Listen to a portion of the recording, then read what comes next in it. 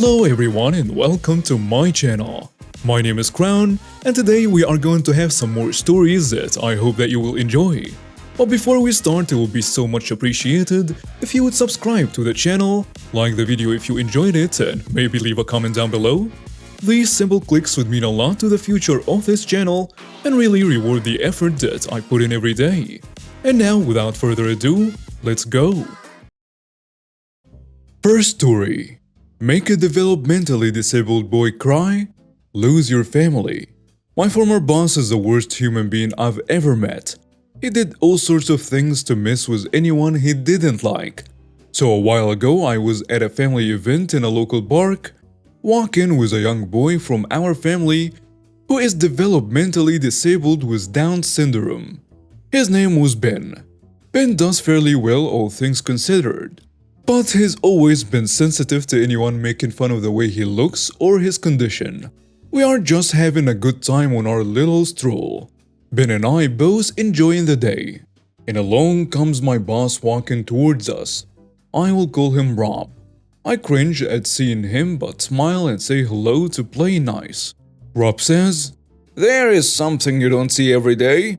A pair of ugly R-words walking together." Ben bursts into tears as Rob laughs and walks off. I deal with Ben and ignore Rob. I am super angry and trying to calm Ben down because for a few minutes, he was totally distraught. Finally, I get Ben to focus on how he has me and a lot of other awesome friends and family, and that Rob is a stranger and what he thinks doesn't matter. We walked some more, and I saw that Rob was at the park with his wife and teen daughter having a cookout, and he had apparently been on his way back to his family from a trip to the toilet when he saw us. Back to being super angry, I went back to our gathering and talked to an adult cousin of mine, Jay, telling her what happened. She wanted to get revenge on Bob, but I reminded her that this was my boss. I didn't want Rob to be able to know the revenge had anything to do with me, because then he'd make my work life even worse than he already had. So Jay asked me for anything I knew about Rob that might help.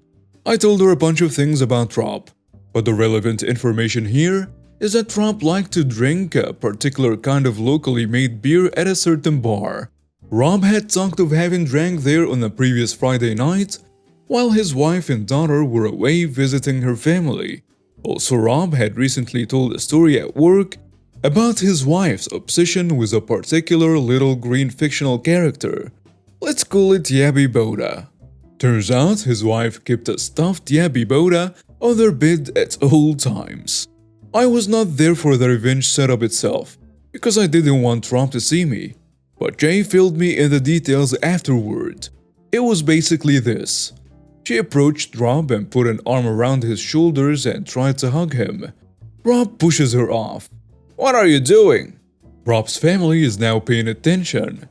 Jay tells him, "I'm just so excited to see you, sweetie."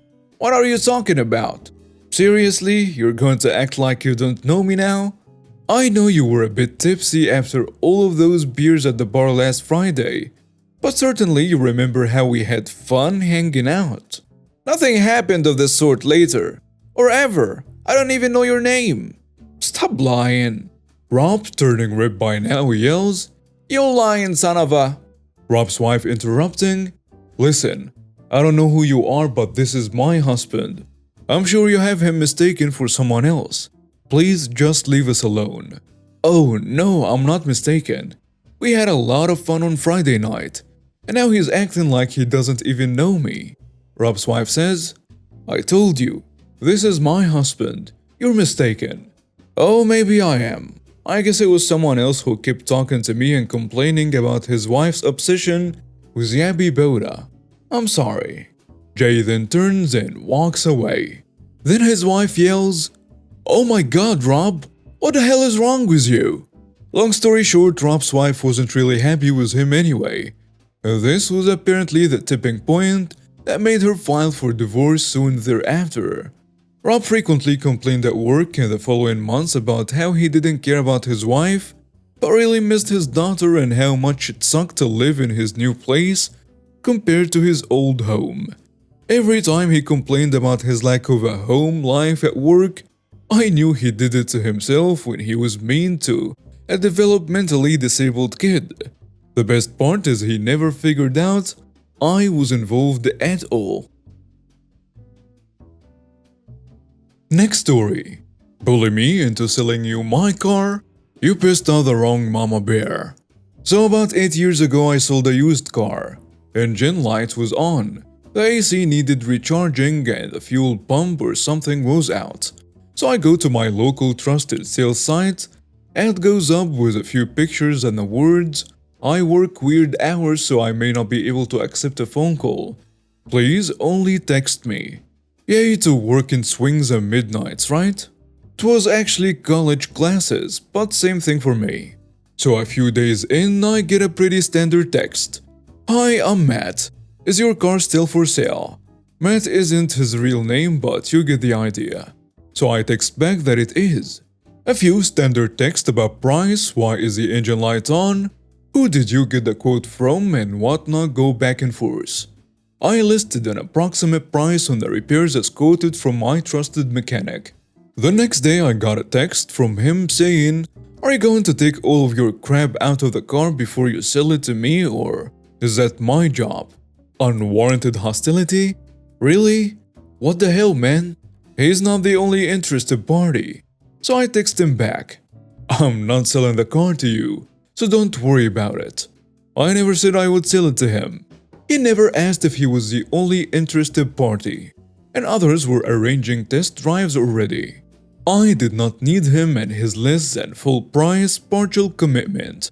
And the crap he was complaining about, 3 textbooks and a bag I keep clothes in. 4 things.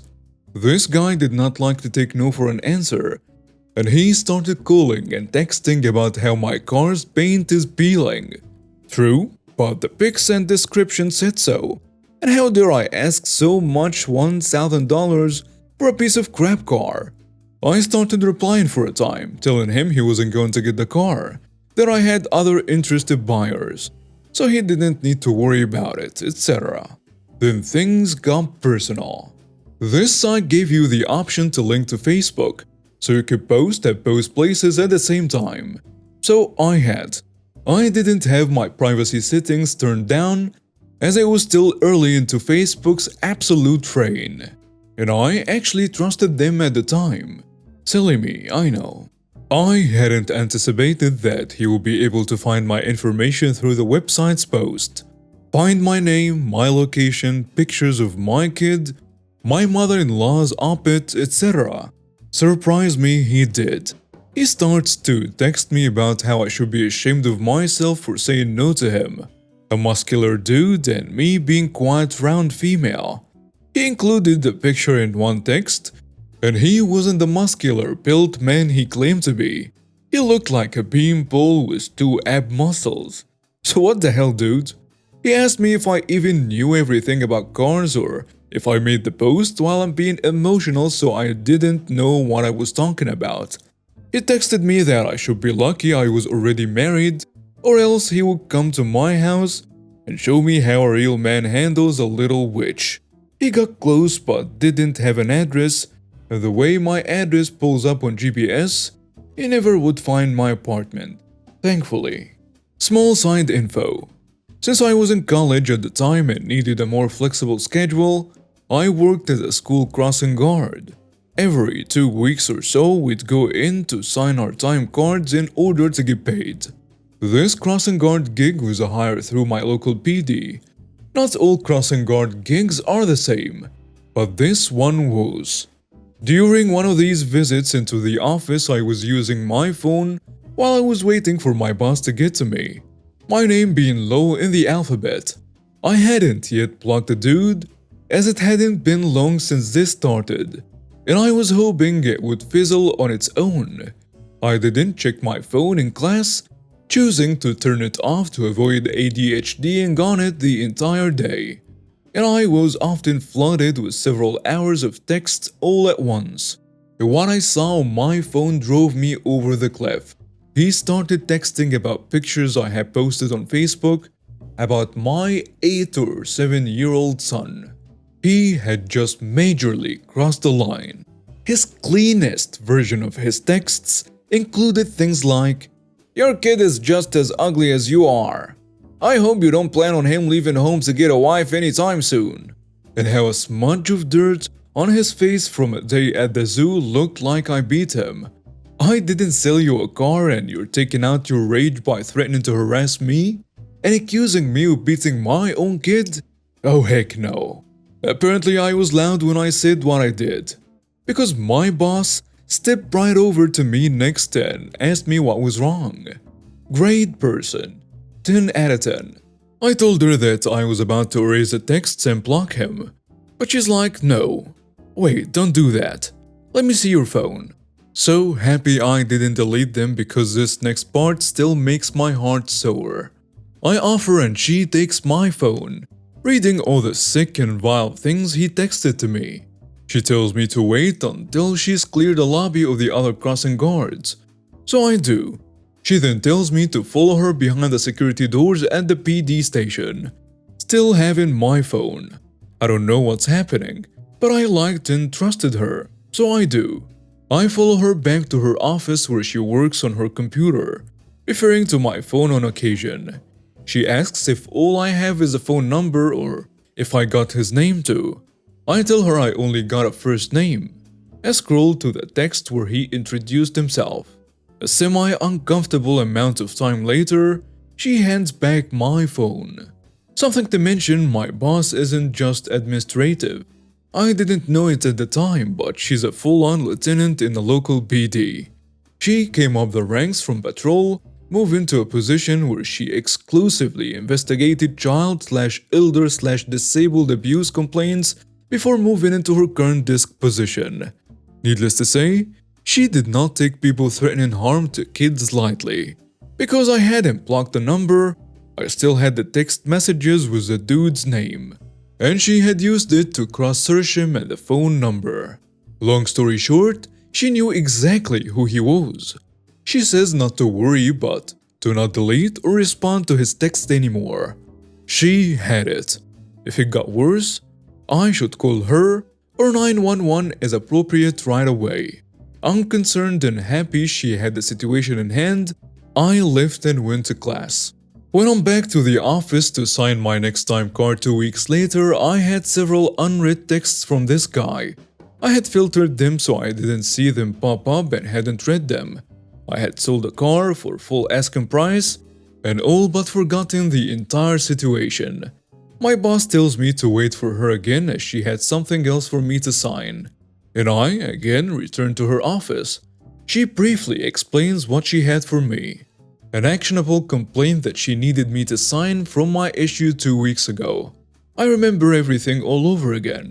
She must see my face because she tells me not to worry, and that she can tell me what's going on more after I actually sign the form.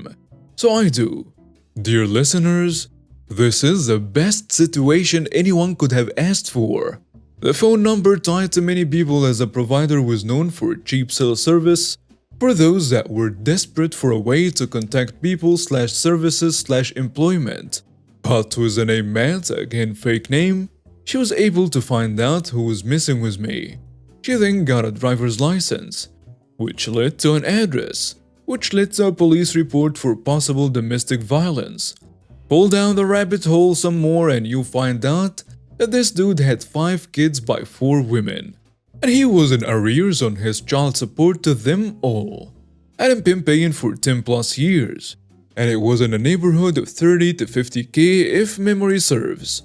But he somehow just 2 weeks ago requested a title transfer for a new to him quite fancy old car. I don't remember the kind, but think high-end cars showing massive insurance premiums. Being so far in arrears meant that my boss was able to place a seizure order on the car, so it could be sold to pay back the child support. One of the baby mamas lives in a state where fleeing child support meant you could have a warrant issued for your arrest. When she called the interested parties in that state to see if they wanted her to execute the arrest warrant, they said yes, with much haste. That was a funny turn of phrase, so I always remembered it. One conversation later, my boss was able to determine that he was using the brother's social security number on his employment forms to avoid child support garnishments. This is all sorts of illegal. So she notified the guy's HR department so it could be corrected. They informed her that he would be fired for fraudulently submitting false documents. She then told me that about 4 days ago, she had executed the warrant on the dude for felony child abandonment, and that the state he was to be held for was able en route to pick him up. He carried an 8 to 12 year sentence, and he still had to pay his back child support. I could have dealt with a comment, I could have dealt with the not taking no for an answer, even dealt with the cyber stalking a little bit. But when your twisted mind okays you to bring my kid into the picture, you have crossed the line. If you would have stopped at no, you wouldn't be in jail right now. Next story. Give me your seat. This happened about 2 years ago when me and my pregnant wife were going back from a hospital checkup in London. Since it was around the time work finished, the London Underground was packed, but my wife got to use the specialized chairs for disabled/pregnant people. Then the entitled mom and her poor kid get on. The kid was about 12 years old, and he was walking behind. His mom looks around, sees no vacant seats, so she starts bothering people to get up for her. I was fine with this apart from the noise, until she came to my wife. "Can I have your seat?" "Sorry, I can't. I'm not supposed to stand up. I might get knocked over and hurt the baby." My wife tells her, "Baby? My son deserves a seat way more than you. You're an adult. Be kind to the youth." "I'm pregnant. I'm not supposed to." "Pregnant? You aren't pregnant. You're just fat. Stop pretending to be pregnant and give up your seat for someone who needs it." Everyone in the carriage looked over to see Karen trying to pry my heavily pregnant wife out of the seat. Her kid was really embarrassed and tried to tell his mom that he could stand, but she wouldn't listen. A man from the crowd stepped out. "Hey, stop. You might end up harming her, and you will get arrested." "Arrested? You can't arrest me for trying to get my son a seat." This kind man tries to loosen her grip on my wife's arm, and I tried to help, but she pushes both of us away. "That is enough. You are under arrest for attempted assault and attacking a police officer." Karen then stood dumbfounded, and 3 stations later, she was escorted off by 2 other police officers. To all the Karens out there, beware the off-duty police officers. And now we have reached the end of today's stories. Thank you for watching and see you next time.